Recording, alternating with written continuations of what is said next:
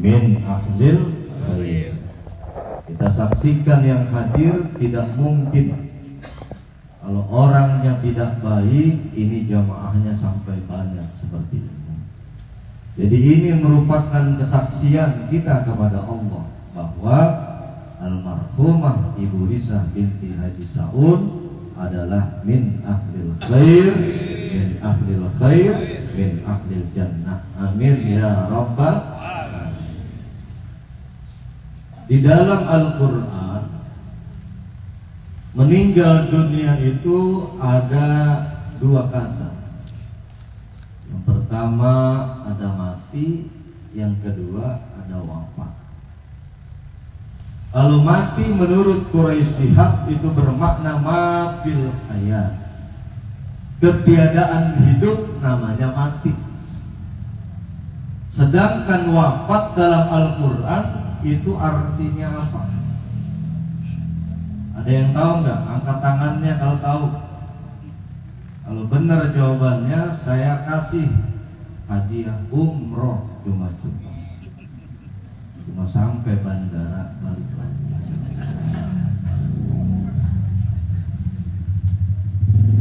Jadi wafat ini ada dalam Al-Quran. Dalam surat Ali Imran ayat 185. Ayatnya udah pada hafal depannya. Kullu nafsin ja'iqatul maut. Setiap yang bernapas pasti akan mengalami yang namanya kematian. Wa innama tuwaffawna ujurakum yaumal qiyamah. Dan sesungguhnya tuwaffawna ini asal kata dari wafat. Apa artinya? Allah sempurnakan nikmat dan ganjaran pahala di hari kiamat. Jadi yang namanya wafat adalah kesempurnaan nikmat. Artinya nikmat yang diberikan Allah tuntas dalam kehidupan dunia. Jadi kalau ada orang yang udah nggak ada lagi nikmat diberikan Allah di dunia, jatahnya itu tandanya mau meninggal dunia. Tapi kalau masih ada jatah nikmat di ayam semangkok, misalnya dapat es kelapa segelas, dapat menghirup udara 1 hari, ini belum wafat dia. Kenapa? Karena belum tuntas memberikan nikmatnya di dunia. Jadi yang namanya wafat itu bahasa Arab. Ini bahasa Arab adalah bahasa yang kosakatanya terbanyak di dunia. Orang yang pintar bahasa satu negeri, insya Allah selamat dari tipu daya warganya. Saya tahadus bin nikmah. Gara-gara dakwah bisa sampai dakwah ke luar negeri. Saya pernah dakwah ke Hong Kong, itu paling sering. Ke Cina, ke Singapura, ke Malaysia. Itu ke Hong Kong, kalau orang bisa bahasa Kantonis di Hong Kong, insya Allah setengah tipu daya orang Hong Kong selamat kita ke sana. Saya dulu pertama kali tahun 2007 ke Hong Kong. Itu ditahan di imigrasi Hong Kong sampai 8 jam. Kenapa? Karena nggak bisa bahasa Kantonis. Ustaz Haris kalau pinter bahasa Arabnya insya Allah, kalau berangkat haji dan umroh setengah tipu daya orang Arab udah terselamatkan. Kenapa? Karena pinter bahasa Arab. Ada aki-aki habis gusuran tanah berangkat haji, duitnya banyak, nggak pakai haji reguler, langsung pakai haji furoda. Tahun ini daftar, tahun ini berangkat, akhirnya dia berangkat. Fasilitasnya luar biasa, dikasih hotel bintang 7. Kalau bintang 5 masih dekat pendek, bintang 7 sampai oleng tuh aki-aki. Ini bintang 7 hotelnya matiin lampunya pakai sensor. Biasa tidur aki-aki di kampungnya dalam keadaan gelap. Ini kagak bisa matiin lampu 3 hari 3 malam kagak bisa tidur. Akhirnya lantaran gak bisa tidur, pengen nanya ke temannya jauh, nanya kamu tauik belum datang. Itu yang sering mondar mandir itu pelayan hotel orang Arab. Karena gak bisa tidur dia panggil pelayan hotel, Haji, Haji. Dia tunjuk lampu sambil dia bilang, Nur, inna lillahi wa inna ilaihi raji'un. Itu nur cahaya lampu. Mati apa perasaan orang di kampung gua kalau ada orang mati? inna lillahi wa inna ilaihi raji'un. Akhirnya berangkat besok minta antar buat beli oleh-oleh pasar Kornet. Pulangnya naik taksi, udah nggak diantar sama mutaub yang pintar bahasa Arab. Akhirnya kata supir taksi, haji ila Yamani aw Shima. Ketemu perempatan, kata supir taksi, haji hotelmu ke kanan apa ke kiri? Ini yang berangkat haji, aki-aki gak pintar bahasa Arab. Dia tahu hotelnya lurus tapi gak bisa ngomong Arab. Tapi alhamdulillah dia hafal Fatihah sama terjemahan. Dia jawab, ihdinas siratal mustaqim, siratal ladzina an'amta alaihim ghairil maghdubi alaihim waladdallin. Supir taksi nengok ke belakang kesal, amin begitu. Itu lantaran gak bisa ngomong Arab. Kemudian ada lagi TKI kerja ke Arab, baru 1 bulan dipecat sama majikannya lantaran gak bisa ngomong Arab.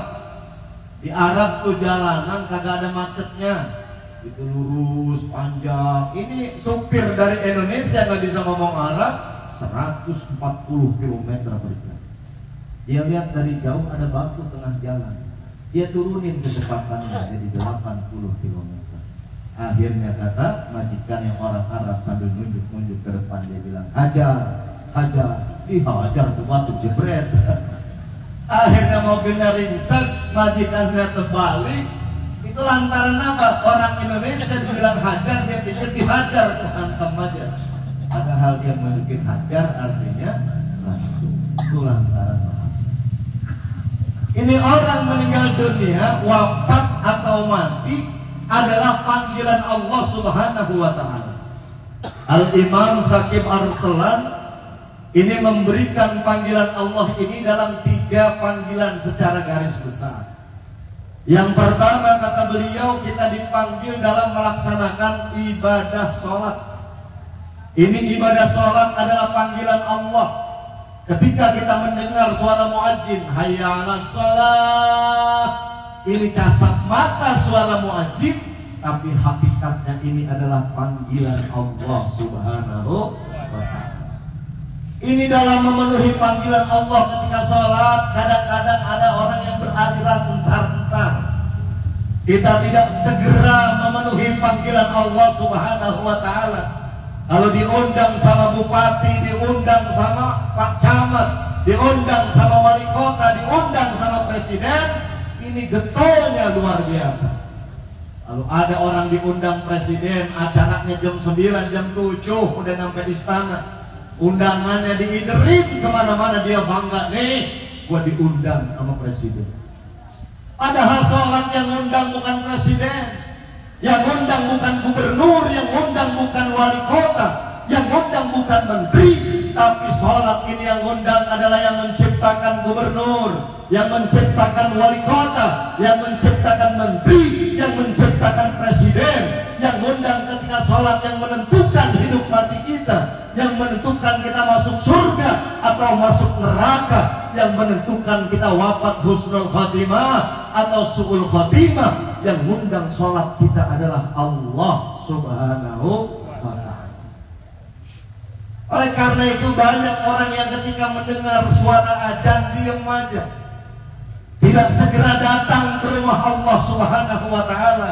Baginda Nabi jelaskan, orang yang datang ke rumah Allah dengan segera, itu nanti di akhirat di surga mukanya cahayanya beda-beda. Yang pertama kata baginda Nabi, nanti di surga ada umatku yang masuk surga cahayanya bagaikan bintang kejora. Siapa itu ya Rasulullah? Kata baginda Nabi, dialah umatku. Ketika azan dikumandangkan, dia segera berwudu dan segera datang ke rumah Allah. Kemudian nanti di surga kata baginda Nabi, umatnya wajahnya bagaikan bulan purnama. Siapa gerangan ya Rasulullah?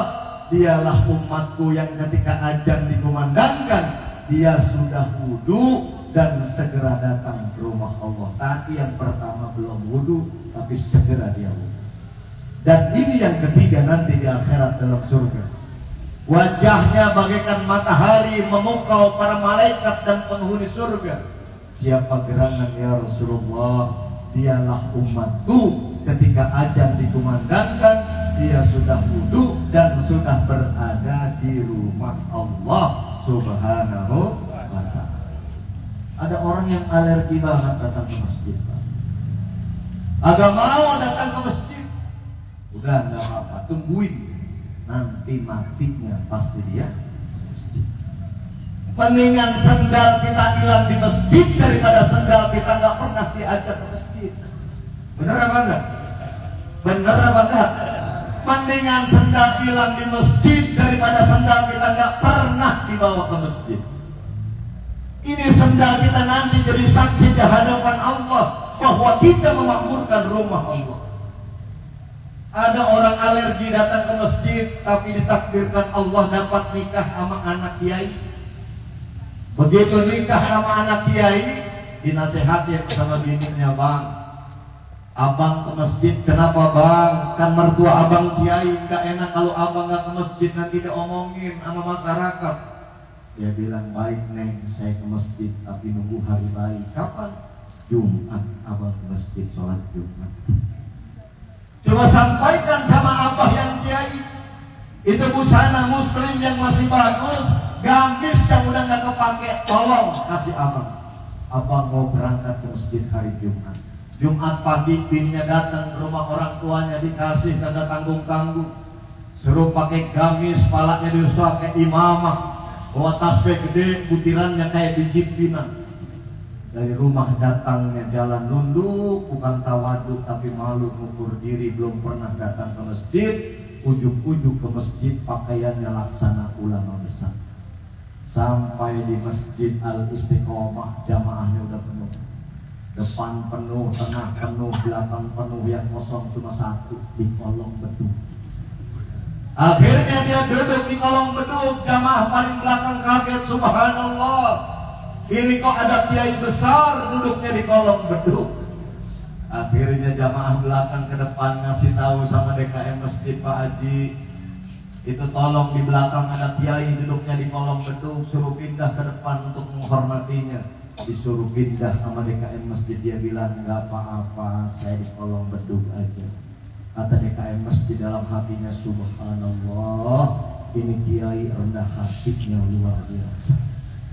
Padahal bukan kiai.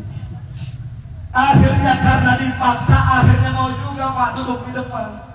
Begitu duduk di depan, DKM masjid naik ke atas mimbar. Dia ucapin salam, assalamualaikum warahmatullah. Berhubung Jumat ini kita kedatangan tamu seorang ulama besar, maka untuk menghormatinya, petugas khutbah dan imam kita serahkan kepada beliau. Kira-kira bisa apa enggak? Bisa apa enggak? Ini belum pernah datang ke masjid, begitu datang sudah jadi imam dan khatib. Tapi apa daya, bisa nggak bisa harus naik ke atas mimbar. Pengumuman sudah dilantunkan. Dia naik ke atas mimbar, ngucapin salam lancar, assalamualaikum warahmatullahi wabarakatuh. Dijawab oleh jamaah dengan riuh rendahnya, waalaikumsalam warahmatullahi wabarakatuh. Naik Bilal aja, Allahu Akbar, Allahu Akbar, sampai la ilaha illallah. Ratusan pasang mata memperhatikan dan mendengarkan apa yang hendak dikhotbahkan oleh orang yang dianggap ulama besar lantaran pakaian. Akhirnya ditunggu 5 menit, 10 menit, tidak ada satu kata yang keluar dari mulutnya. Sampai 15 menit, saking malunya nggak bisa khotbah di atas mimbar, dia menitikkan air mata di atas mimbar. Jamaah semua bergumam dalam hatinya, subhanallah, ini mah bukan kiai tapi wali, belum ngomong aja udah nangis. Gimana kalau ngomong? Akhirnya ditunggu sampai 30 menit, saking malu di atas mimbar nggak bisa khotbah, dia lari lewat pintu mimbar masjid. Begitu ngelihat imam dan khatibnya lari, jamaah yang terlanjur cinta, semua jamaah ikut lari keluar masjid. Karena berebut keluar masjid, yang masjid kesenggol sama jamaah. Internet banyak yang pada jatuh, kipas angin jatuh, kaca pada pecah. Jamaah di luar masjid akhirnya teriak takbir, Allahu Akbar. Gua bilang juga apa, dia bukan kiai tapi wali. Masjid mau rubuh dia tahu, lari duluan. Ditolong oleh Allah Subhanahu wa Ta'ala. Kalau punya niat untuk memakmurkan rumah Allah, maka ditolong oleh Allah menjadi hamba yang dimuliakan Allah. Ayatnya kan udah pada apa? Tadi dibaca, bima ghafaroli rabbi wa ja'alani minal mukramin. Siapa saja yang taubat kepada Allah, minta ampun kepada Allah, wa ja'alani minal mukramin, dosanya diampuni oleh Allah dan dia hamba, dijadikan hamba yang dimuliakan oleh Allah. Alhamdulillah. Yang pertama panggilan Allah, sholat. Kemudian yang kedua haji. Berapa menit? Bu, terus apa? Udah nih. Terus. Itu basi apa enggak? Enggak, ya. Yang kedua panggilan Allah nih haji. Makanya jamaah haji dan umroh itu melafazkan kalimat talbiyah, kalimat yang diperbanyak jamaah haji dan umroh. Labbaik Allahumma labbaik, labbaik la syarika lak labbaik, innal hamda wan ni'mata lak wal mulka lak syarika lak, innal hamda wan ni'mata lak wal mulka lak syarika lak. Semua baca, mudah-mudahan bisa ke Mekah. Labbaik Allahumma labbaik, labbaik la syarika lak labbaik, innal hamda wan ni'mata lak wal mulka lak syarika lak, innal hamda wan ni'mata lak wal mulka lak syarika lak. Ada lanjutannya benar ya? Oleh terusin nanti kelamaan. Begini lanjutannya ya. Pergi haji ke tanah suci, memenuhi panggilan ilahi, berziarah ke makam Nabi sebagai tanda cinta yang suci, berziarah ke makam Nabi sebagai tanda cinta yang suci. Itu ya, terusin. Nah, itu panggilan Allah haji. Jadi orang yang bisa berangkat haji tidak hanya berdasarkan kemampuan ekonomi dan hartanya. Jadi harta dan ekonomi keluarganya tidak jaminan orang kemudian bisa berangkat haji. Ada orang yang kelihatannya miskin, gak punya duit, bisa sampai ke kota Mekah. Kenapa? Karena panggilan dan hidayah Allah Subhanahu wa Ta'ala. Kita lihat sih cuma jualan daun pisang doang bisa berangkat ke Mekah. Setelah diselidiki bukan daun pisang doang, sama kebun-kebunnya dijual. Dia berangkat ke sana. Ada nenek-nenek rajin banget ngajinya, pakai pakaian seragam putih-putih, tiap kali ngaji masih salin di seberang jalan, dia nyebrang sono, pulang kemari, nyebrang lagi ngaji, ya dia pulang lagi. Satu hari dia mau ngaji, itu nyebrang ke serempet mobil Mercy. Ini yang punya mobil Mercy berhenti, "Nek, kenapa Nek? Maafin saya Nek, nggak sengaja." Dia bawa ke dokter, diobatin, dia bilang, "Nek Haji, sampai sembuh saya tanggung jawab." Yang nyupir mobil Mercy. Ini nenek-nenek bilang, "Pak, saya belum haji, pakaiannya doang putih-putih tapi belum berangkat haji." "Oh begitu belum?" "Kalau gitu tahun besok berangkat haji."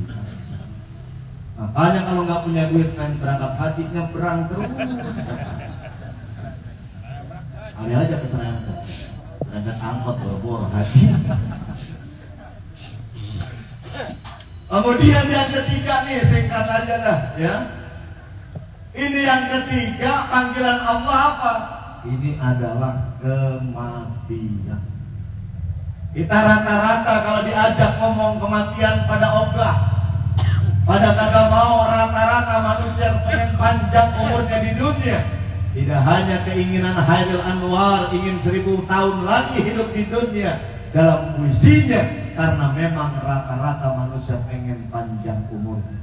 Coba lihatin kalau lebaran kita datang ke rumah kakek nenek kita perhatiin kakek nenek ubannya sudah bertabur, pandangan mata sudah lamur, kulitnya sudah mulai kendur, giginya satu persatu gugur. Itu makannya pun tiap hari makan bubur. Itu pertanda dekat ke liang. Tapi kalau lebaran ngomong sama cucunya gimana? Doain gua ya cu, biar gua bisa ketemu lebaran lagi. Karena memang rata-rata manusia pengen panjang umur. Nabi Adam dalam surga digoda oleh iblis laknatullah. Dengan apa godaannya? Dengan keabadian hidup dalam surga. Di dalam Al-Quran diabadikan oleh Allah, hal adulluka ala sajaratil khuldi wa mulkin la yabla. Hai Adam, kata iblis, maukah kamu aku tunjukkan satu pohon yang apabila pohon ini dimakan buahnya, kamu akan hidup di dalam surga selama-lamanya.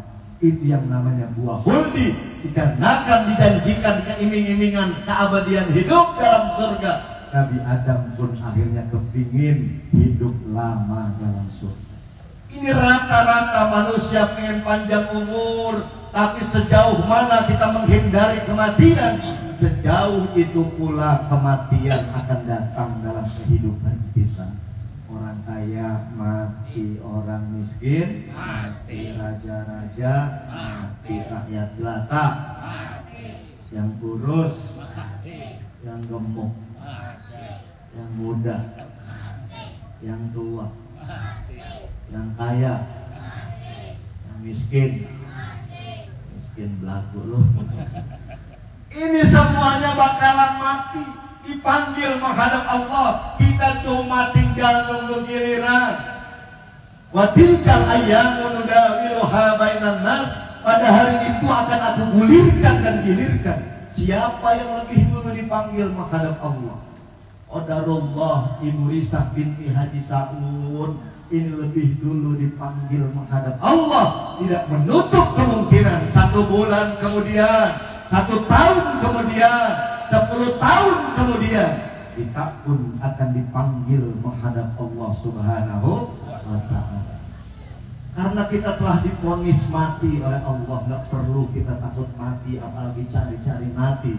Yang penting bagaimana cara kita mati dan mencari bekal setelah kehidupan di dunia ini yang tiada akhir adalah akhirat nanti. Ini bekal kita di dunia, hidup cuma sedikit, nggak lama. Hidup kalau dalam pandangan akhirat di dunia ini, hidup rata-rata umat Nabi Muhammad cuma 1,5 jam doang. Kalau kita bandingkan 1 hari di akhirat, ini 1000 tahun dunia. Di dalam Al-Quran dijelaskan oleh Allah, 1 hari akhirat 1000 tahun dunia. Kalau setengah hari akhirat 500 tahun dunia. Kalau umat Nabi Muhammad usianya sittina wa sab'in, antara 60 sampai 70 tahun. Ini dalam pandangan akhirat umat Nabi Muhammad hidupnya cuma 1,5 jam saja. Makanya malaikat heran melihat manusia, cuma 1,5 jam saja diisi pakai mancing mulu, mancing. Cuma 1,5 jam saja tidak mau berangkat ke Baitullah, ke rumah Allah Subhanahu. Emang ada yang suka mancing sih? Agak ada orang Durenana, ada yang mancing di sini, mancingnya di Empang. Cuma 1,5 jam saja nggak mau sholat mendekat kepada Allah. Cuma 1,5 jam saja nggak mau datang ke rumah Allah. Ini malaikat heran, hidupnya kagak lama, cuma 1,5 jam saja. Bahkan dunia asal kata dari ad-dana artinya cepat. Hitungan dunia cuma tahu-tahu doang. Kemarin masih jadi anak-anak, tahu-tahu sekarang udah punya anak. Kemarin masih jadi cucu, tahu-tahu sekarang udah punya cucu. Kemarin masih muda ketemu, tahu-tahu udah tua. Kemarin masih sehat, tahu-tahu sekarang udah sakit. Kemarin masih ada di dunia, tahu-tahu sekarang sudah meninggal dunia. Oleh karena itu bekal dalam kehidupan di akhirat kelak tiada lain adalah amal ibadah kita di dunia. Nanti ketika meninggal dunia diikutin kita sama amal, baik amal yang baik ataupun amal yang buruk. Dan yang akan terus mengalirkan pahala kepada orang tuanya yang sudah berada di alam barzakh adalah doa anak yang soleh. Ini anak yang soleh, doanya tidak pernah ditolak oleh Allah Subhanahu wa Ta'ala. Ini di alam barzakh, orang tuanya yang sudah meninggal dunia ketika didoakan oleh anaknya. Ini dijelaskan, ada satu kisah begini, ini terakhir dalam ceramah saya ceritakan. Dulu ada sahabat Nabi namanya Abu Ubadah bin Jarrah. Ini Abu Ubadah bin Jarrah bermimpi. Di dalam mimpinya orang tuanya datang kepadanya yang sudah meninggal. Kemudian ketika datang wajahnya berseri-seri sambil mengatakan, jazakallah ya waladi qad sarafani baina ahlil kubur. Terima kasih wahai anakku, doamu telah mengangkatku derajat di alam kubur, diangkat derajatnya oleh Allah Subhanahu wa Ta'ala. Ini mimpi diceritakan kepada baginda Nabi, dan Nabi Muhammad menjelaskan, doamu tersampaikan kepada orang tuamu di alam barzakh. Setiap doa anak yang saleh, orang tuanya di alam kuburnya diangkat derajatnya oleh Allah. Seluruh penghuni alam kubur tahu bahwa anaknya sedang mendoakan orang tuanya.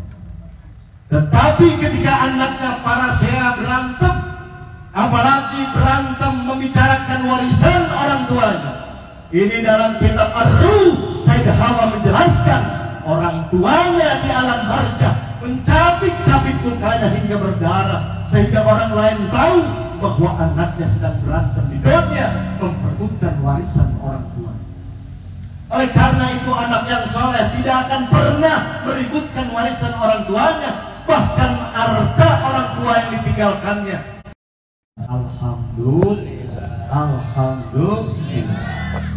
Inilah contoh ibrah bagi kita. Kita semua pasti kepingin punya anak soleh, dan bapaknya pun yang sekarang datang dulu pun harus soleh kepada orang tuanya. Kenapa? Birru abaukum wa birrukum abnaukum. Berbaktilah kamu kepada orang tua kamu, maka nanti anak-anakmu akan berbakti juga kepadamu. Kalau melihat anak kita bangor banget, kagak ada hormat-hormatnya sama orang tua, yuk sama-sama introspeksi diri. Barangkali dulu juga kita bader sama orang tua. Barangkali dulu juga kita nakal, kagak mau dibilangin sama orang tua. Akhirnya turun ke anak. Ini kata baginda Nabi, birru abaukum wa birrukum abnaukum. Berbaktilah kamu kepada kedua orang tua kamu, maka nanti anak-anakmu akan berbakti juga kepada. Ada ibu-ibu yang saya ceramah gini nanya, Tat, gimana caranya biar cepat punya anak soleh? Saya jawab, kalau pengen cepat doang anak soleh mah gampang, lu kawin sama bak soleh. Insya Allah cepat punya anak. Jadi bocah nyolong mangga Pak RT diomelin sama RT, turun lu tong, nyolong mangga mulu. Anak siapa lu? Anak soleh. Kemudian saban malam minggu nongkrong di pos ronda, main gaple, apa begadang, diomelin sama RW. Pulang lu, malam minggu begadang mulu. Anak siapa lu? Anak soleh. Jadi kalau kalian cepat punya anak soleh doang gampang, kawin aja sama bang soleh. Insya Allah cepat jadi anak soleh. Pengen punya anak soleh, ibu bapaknya harus soleh. Lalu kata orang bijak, air yang jernih ngalir dari sumbernya yang jernih. Ya. Lalu kata orang Lurenan, like son, like father. Gimana anaknya, begitulah dulu bapak.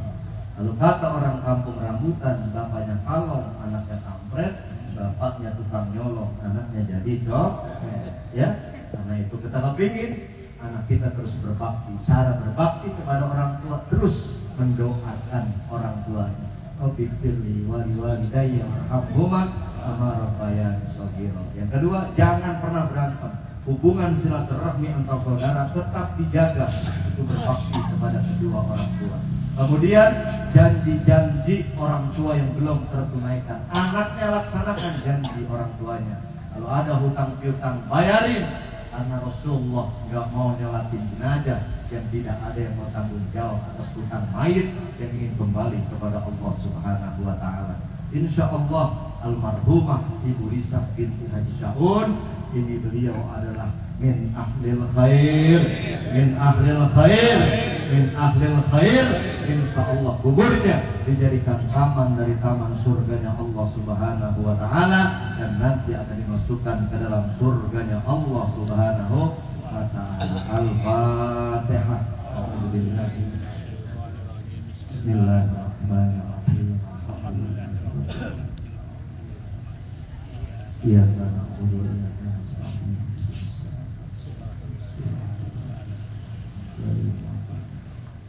ya jarang-jarang ceramah saja ini hampir sejam ya. Ini hampir sejam. Kemarin ceramah juga di Mabes AL Maulid sama Laksamana TNI Muhammad Ali Kasal, itu nggak lama, cuma 30 menit doang ya. Tapi transportnya 15 juta. Di sini hampir sejam KPP ya. Bohong, bercanda ya, nggak usah dipikirin, yang penting pulang buktiin. Bohong, bercanda ya. Mohon maaf atas segala kekurangan. Terima kasih atas segala perhatian. Wallahul muwaffiq ila aqwamit thoriq. Assalamualaikum warahmatullahi wabarakatuh.